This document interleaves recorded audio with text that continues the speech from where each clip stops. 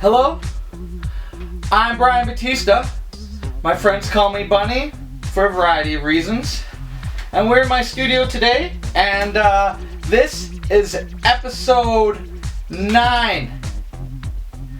In this episode, which I've titled Getting Ahead, I've got this little sculpture I picked up here, which shows some of the musculature and whatnot.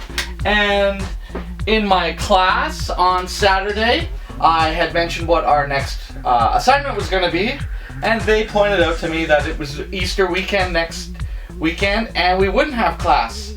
So for the following class, I'm going to spend a little bit of time making a drawing to explain how to draw the head so that we can continue forth for our project.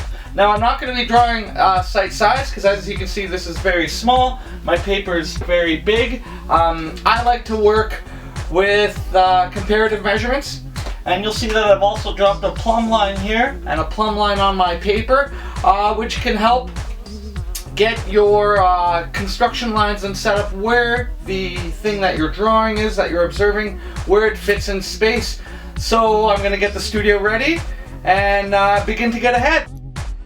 I take a little time, as always, do a little tidy and clean up of the space, hang some fabric, set up my lights, my easel, and also the sculpture and how it's going to look for the final piece.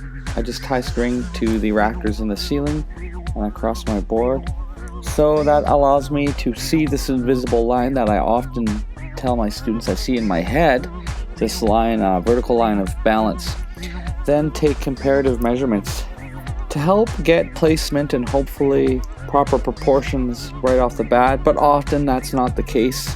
I find when you do this construction method, the human eye and hand is very good at drawing straight lines and angles, but it's very difficult to start with curves. You often, if you're doing curves, won't get the intention of the curve right.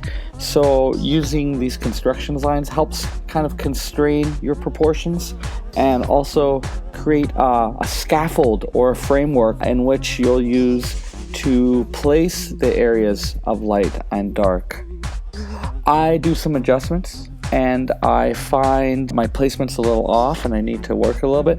And also it kind of throws me off because, you know, I know it's an eye, but then there's also this musculature showing. So I often trick myself into thinking that these measurements are right. And when I go with my feeling, it tends to be the right intention, but often the measurement just is right. It's amazing how accurate our eye really is in determining where something is placed. We compensate for where we get wrong often the same amount that we've overcompensated the other direction. So then once I get my shapes in, and remember, this is time-lapse, it takes a number of hours to really get a good drawing. So don't feel disheartened when, you know, things do take longer time. This isn't simply just a quick sketch. You're really going to sit and put your time in, but really you got to get those proportions in first. I like to think of it as construction phase, and then your planning out phase, which is starting to add the curves. You're not just so linear.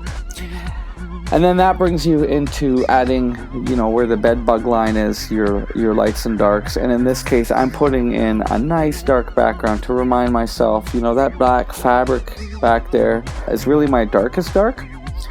And from there on, I'll put my charcoal down, but I'll smudge it with the stump. I won't have it as dark as that background. And everything after that will be moving towards erasure of the paper to get my lightest lights. Main thing being is that I put a lot of time into the construction and remeasuring, and I'm going to continue doing it throughout the whole process of making this piece. Next week, I'm going to continue on with time-lapse of doing the full drawing process and rendering, and I hope you join me then to check out how it goes. Take care.